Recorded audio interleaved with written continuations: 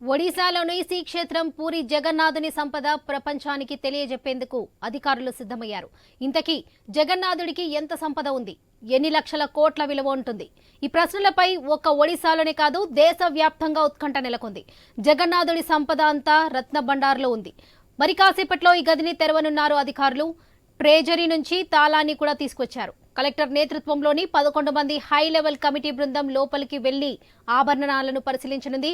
అయితే రత్నభండార్ గదికి నాగబంధం ఉన్నట్టుగా తెలుస్తుంది. దీంతో అక్కడ పాములు ఉంటే పట్టుకునేందుకు స్నేక్ క్యాచెస్ ను సిద్ధం చేశారు అధికారులు.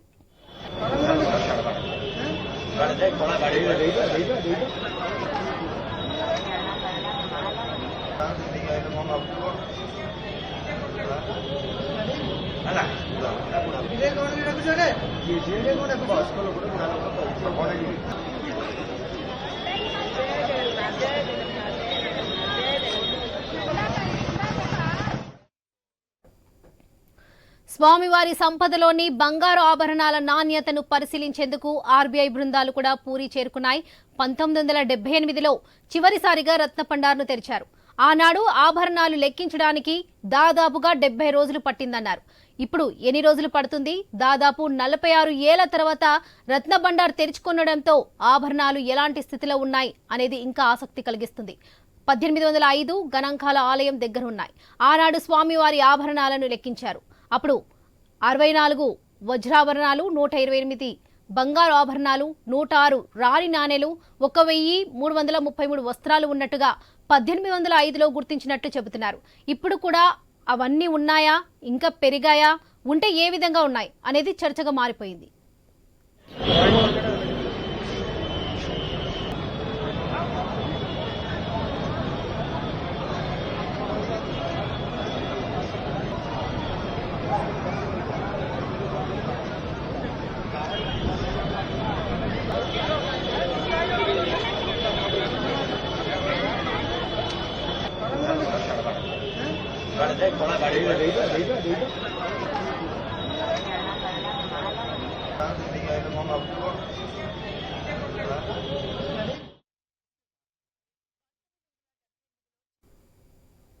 గతంలో కేరళలోని అనంత పద్మనాభ స్వామి ఆలయంలో నేలమాలిగలో ఉన్న అనంత సంపద లెక్కింపుపై కూడా ఇదే విధంగా దేశవ్యాప్తంగా చర్చ జరిగింది. ఇప్పుడు పూరి జగన్నాథుడి వంతు వచ్చింది. అనంత పద్మనాభ స్వామి ఆలయ నేలమలిగలో నాగబంధం ఉన్న గదిపై ఇప్పటికీ మిస్టరీ నెలకొంది. ఇప్పుడు పూరి రత్నభండార్ విషయంలోనూ నాగబంధం ఉంటే ఏం చేస్తారు? నిజంగానే విషసర్పాలు గదికి కాపలాగా ఉన్నాయా? వాటిని స్నేక్ క్యాచెస్ పట్టుకోగలరా అనేది హాట్ టాపిక్ గా ఉంది.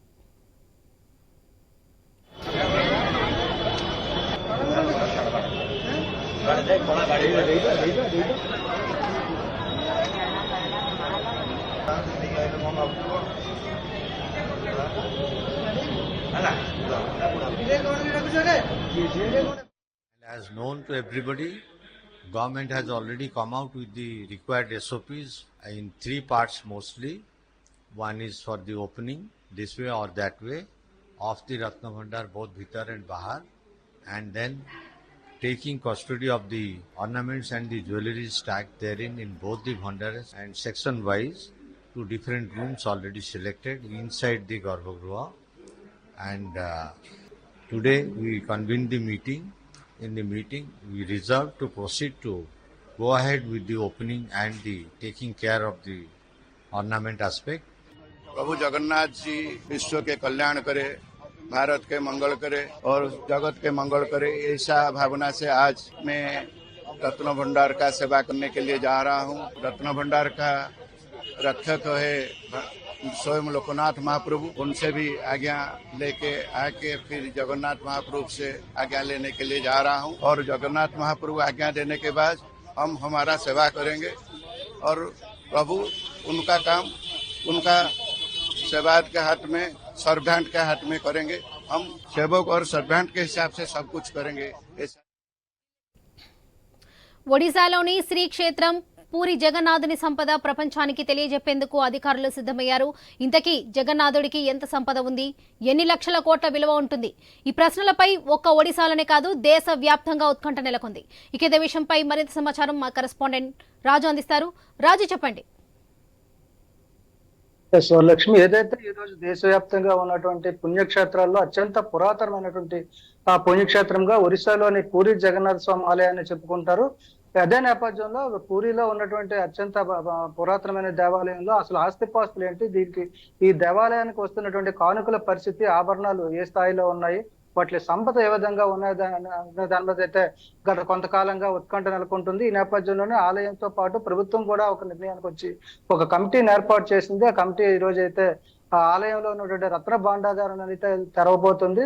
సుమారు 1978లో చివరిసారిగా ఈ రత్న భాండాగారాన్ని అయితే తెరవడం జరిగినట్టుగా చరిత్ర చెప్తుంది. అయితే దాదాపు 46 సంవత్సరాల ఆ తరువాత మళ్ళీ ఈ రోజు అయితే మరి కాసేపట్లో రత్న భాండార ఆలయానికి సంబంధించినటువంటి ఆస్తులు ఏవైతే ఉన్నాయో, నగలు ఏవైతే ఉన్నాయో, కానుకలు ఉన్నటువంటి ఒక భాండాగారాన్ని అయితే ఈ రోజు తెరవబోతుంది. దీనికి సంబంధించి 11 మంది సభ్యులతో పాటు ఒక కమిటీని కూడా ఏర్పాటు చేసింది ఒడిశా ప్రభుత్వం. అలా 11 మంది సభ్యుల్లో కూడా ఆర్బీఐకి సంబంధించినటువంటి అధికారులు, అదే విధంగా జిల్లా కలెక్టర్ తో పాటు ఆలయ కమిటీ సభ్యులు కూడా ఉన్నారు. వీళ్ళందరూ కూడా ఈ రోజు ఏదైతే ట్రెజరీ ఉందో, ట్రెజరీ నుంచి తాళాలు కూడా తీసుకొని ఆలయం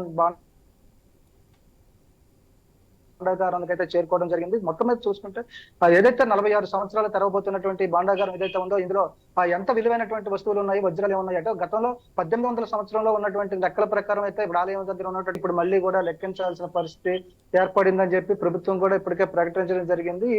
ఈ రోజు తెరవబోతున్నటువంటి ఏదైతే రత్న భాండాగారం ఉందో, దీనికి సంబంధించి కూడా పూర్తి ఆసక్తి అయితే దేశవ్యాప్తంగా నెలకొందని చెప్పుకోవచ్చు. ఎందుకంటే ఇటీవల గత కొన్ని సంవత్సరాలుగా చూస్తున్నాం, కేరళలోని అనంత పద్మనాభ స్వామి ఆలయం కూడా ఆ సంపదను ఏదైతే లెక్కించాలని చెప్పి ప్రభుత్వం అప్పుడు నిర్ణయం తీసుకుందో, అదే ఆ నేపథ్యంలోనే అక్కడ ఉన్నటువంటి కొన్ని నేలమాళిగల్లో ఇప్పటికీ కూడా తలుపులు అయితే తెరవడం అయితే సాధ్యం కాలేదు. దీంతో లోపల ఉన్నటువంటి సంపదను ఎంత కూడా లెక్కించే పరిస్థితి లేని నేపథ్యంలో అక్కడ నాగబంధం ఉందని చెప్పి ఆ నాగబంధాన్ని విడదీయాలంటే చాలా కష్టంతో కూడుకున్న పని అని కూడా ఎంతో ఉత్కంఠ ఆసక్తి ఉన్న నేపథ్యంలో ఇప్పుడు తాజాగా ఒడిశాలో ఉన్నటువంటి పూరి జగన్నాథ్ ఆలయానికి సంబంధించి కూడా ఇలాంటి చర్చ ప్రస్తుతం జరుగుతుంది.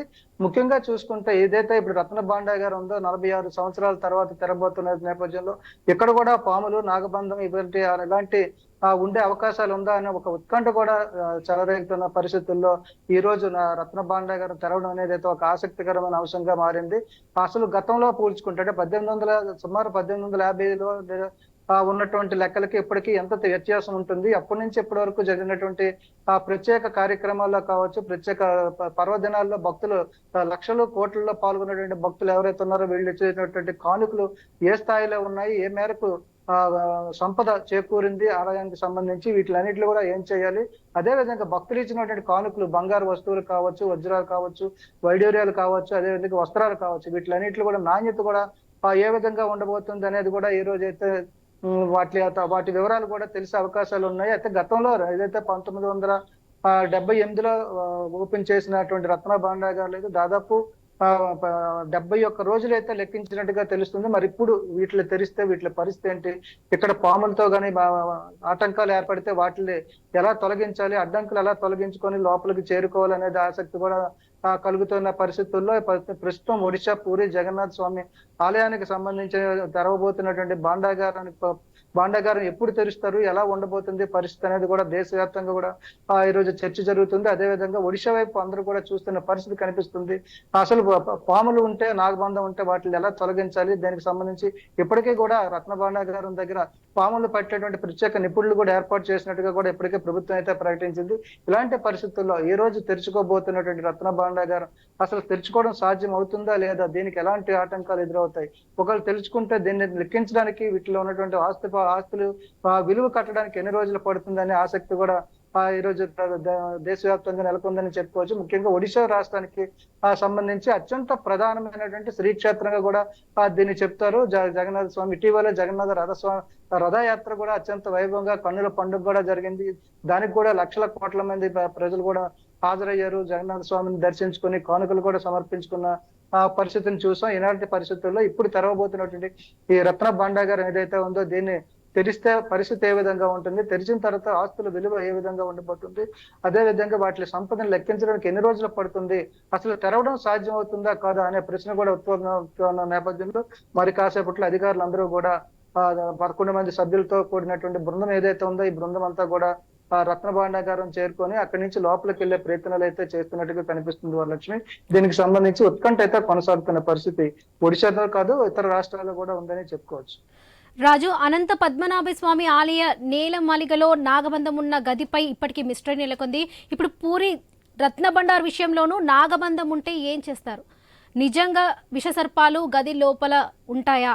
వాటికి కాపలా కాస్తున్నాయా నగలకి? ఒకవేళ ఉంటే వాటిని స్నేక్ క్యాచెస్ పట్టుకోగలరా అనేది హాట్ టాపిక్ గా మారింది. దీన్ని ఎలా చూడవచ్చు?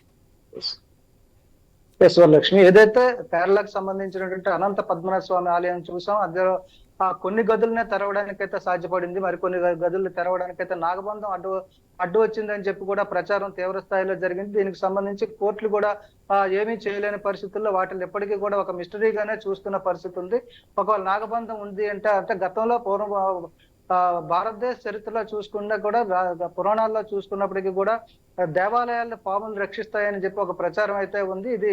ఈ ప్రచారానికి అనుగుణంగానే అనంత పద్మనాభ స్వామి ఆలయంలో కూడా నాగబంధం ఉంది. దాన్ని విడిపించడం ఎవరు సాధ్యం కాని పరిస్థితుల్లో ఇప్పటికీ కూడా ఆ నేలమాళికల్లో అయితే అలాగే మిస్టరీగానే ఉంచడం జరిగింది.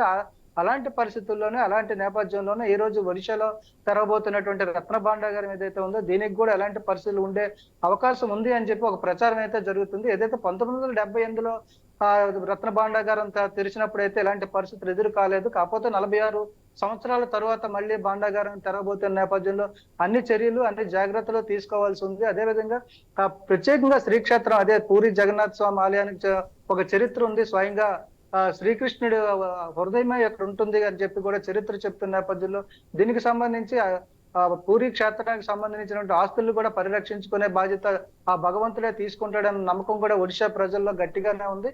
ఇలాంటి పరిస్థితుల్లో ఈ రత్న భాండాగారానికి కూడా చెప్తున్నట్టుగా నాగబంధం ఉండే అవకాశాలు లేకపోలేదు, వాటిని కొట్టి పారేయలేము. అయితే ఉంటే దీనికి సంబంధించి కూడా ఒకవేళ పాములు కానీ రక్షణ ఉంటే దీనికి ప్రత్యేకంగా చర్యలు తీసుకునే నేపథ్యంలోనే ఒడిశా రాష్ట్ర ప్రభుత్వం కూడా ప్రత్యేక చర్యలు తీసుకుంది. ఇప్పటికే అక్కడ రత్న భాండాగారం దగ్గర ఏదైతే స్నేక్ క్యాచర్స్ ఒక శిక్షణ పొందినటువంటి నైపుణ్యం కలిగినటువంటి స్నేక్ క్యాచర్స్ అయితే ఏర్పాటు చేయడం జరిగింది. వాళ్ళు ఒకవేళ ఈ రత్న భాండాగారం ఓపెన్ చేసే పరిస్థితుల్లో ఆటంకాలు పాముల వల్ల ఎదురైతే వాటిని పట్టుకునేందుకు కూడా వీళ్ళంతా సిద్ధంగా ఉన్నట్టుగా కూడా తెలుస్తుంది. కాబట్టి ఏదైతే అనంత పద్మనాభ స్వామి ఆలయానికి సంబంధించి ఉన్నటువంటి ప్రచారం ఏదైతే ఉందో అది పరిస్థితులు ఇక్కడ ఉండొచ్చు అనే ప్రచారం కూడా జరుగుతున్న నేపథ్యంలో ఏం జరగబోతుందో మరికొద్దిసేపట్లో తేలబోతుంది వాళ్ళకి.